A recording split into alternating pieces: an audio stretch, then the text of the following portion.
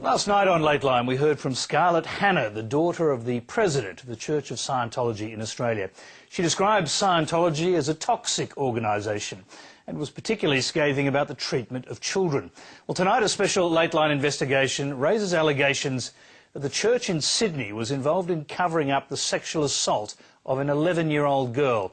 Carmen Rayner alleges that one of the church's most senior figures internationally was involved in coaching her and her mother, both members of the Church of Scientology, to lie to police and community services.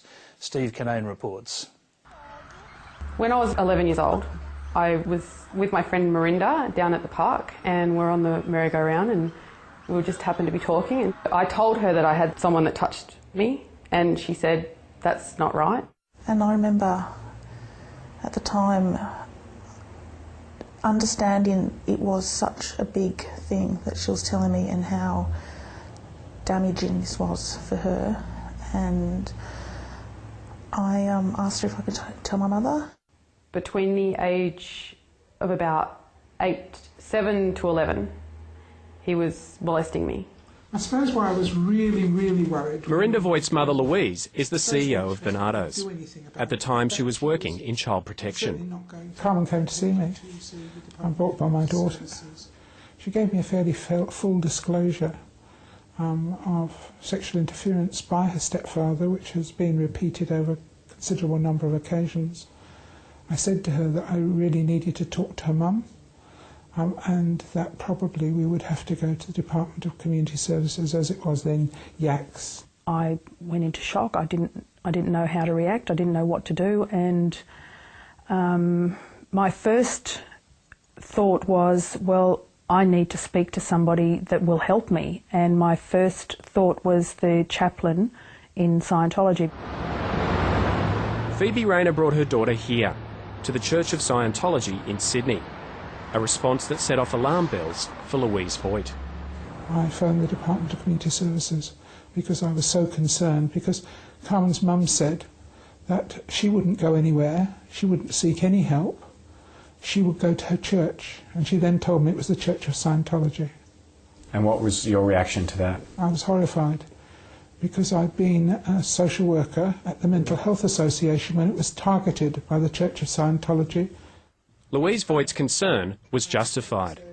They told me that it was my fault because I'd been bad in a past life. I'd probably done something bad in a past life, so I pulled it in. How did that feel as a girl who was a victim of abuse to be told that it was your fault from a past life? I believed them. As a child, I believed them. I was 11 and that's what I knew. I grew up believing what they believed, and that's just how I saw things as well. Yeah. Not only was Carmen Rayner blamed for her abuse, she says she was told by a senior Scientologist to lie to police and community services about what her then stepfather, Robert Alexander Kerr, had done to her. The church got involved then, and then they sent Jan Eastgate over to drill me and tell me what to say to the police and what to say to docs. Carmen Rayner says Jan Eastgate told her to tell community services that her stepfather hadn't touched her on the genitals, and to tell police she didn't want her stepfather to go to jail. Tell us what Jan Eastgate told you to tell the police. Just say no. That she just kept repeating that. Just, you remember that you can't tell them, don't say yes, because otherwise you will be taken away from your parents and you'll never see your family again. Because docs will take me and my brother away from my mum, and that I needed to just say no. Jan Eastgate was at the time the head of the Citizens Commission on Human Rights in Australia, an organisation founded by the Church of Scientology that campaigns against psychiatry. Jan Eastgate is now the international head of the CCHR, based in Los Angeles. In the 1970s and 80s, she helped expose the deaths of patients during deep sleep therapy at Chelmsford Hospital in Sydney. It reeks or smacks of a cover-up. The Church of Scientology awarded Jan Eastgate the Freedom Medal in 1988 for her work in promoting human rights. But now she's being accused of trampling on the rights of an 11-year-old victim of abuse and interfering with a police investigation. Jan Eastgate coached both of us, actually. She was she came to us with docs. They weren't called docs back then, but she came with us to the interview, and she basically told me what to say and Carmen what to say. And she also told Carmen to lie to the police, and I lied to the police as well because of that. Jan Eastgate has declined to talk to Lateline, either on the phone or on camera. In an email to Lateline, she described the allegations by Carmen and Phoebe Rayner as egregiously false. But Carmel Underwood, a former executive director of the Church of Scientology in Sydney, says she walked in on Jan Eastgate coaching Carmen Rayner.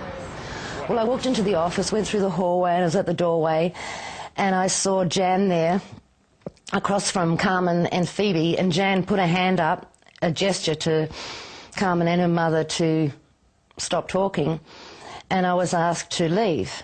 And by that stage I had gathered what was going on. I knew that Carmen was being coached on what to say to the Department of Community Services and to the police. So I challenged them on that, and we had a bit of an argument, and I was told it was none of my business and to get out of there, and I didn't want to get out of there because I wanted to stop what was going on, but I was escorted out of there. Carmel Underwood says she was disciplined by the church soon after this exchange. Scientology has its own internal justice system. They refer to the Australian legal system as woke justice. According to Scientology's founder, L. Ron Hubbard, there are 4 classes of crimes and offences within Scientology: errors, misdemeanours, crimes and high crimes. What Scientology calls seducing a minor is listed as a crime, the same category as committing a problem or heckling a Scientology instructor or lecturer. Sexually perverted conduct is considered a high crime, as is making public statements against Scientology. You're not supposed to do anything that makes Scientology look bad, and these are high crimes. Sheila Huber is a former executive establishment officer at the Church of Scientology in Los Angeles. A good Scientologist believes that if they don't do L. Ron Hubbard's Scientology, that they will permanently die when they die this lifetime and go into some dwindling cycle of getting worse and worse and worse. And the only way through freedom is through L. Ron Hubbard. So you're holding eternity over somebody.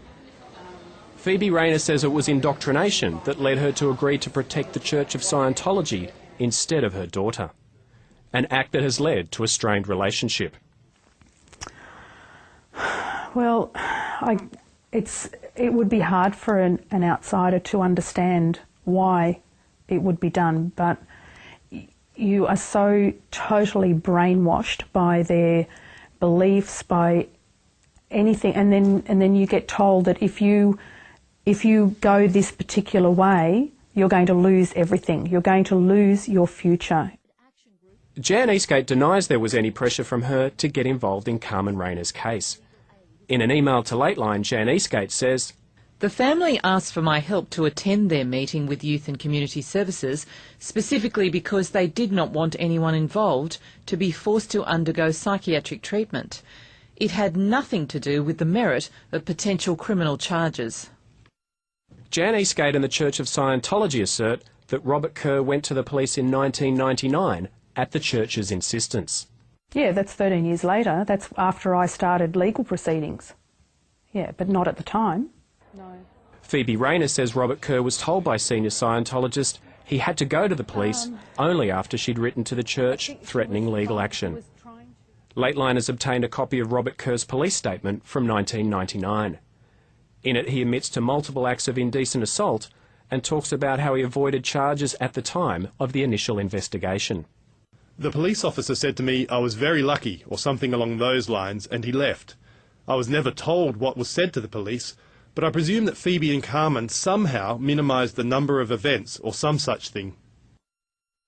In 2001, Carmen Rayner made her own statement to police, 18 months after Robert Kerr had made his. Kerr pleaded guilty to indecently assaulting Carmen Rayner and was given a good behaviour bond. Yeah, Got your statement? got my statement. Recently, Carmen Rayner returned to Balmain Police Station, accompanied by Independent Senator Nick Xenophon, who is now calling for a judicial inquiry into Scientology. Carmen Rayner made a statement to police outlining the allegations against Jan Eastgate. Police are now investigating the matter. I try and block it out most of the time because it's not right, and you shouldn't have to do that.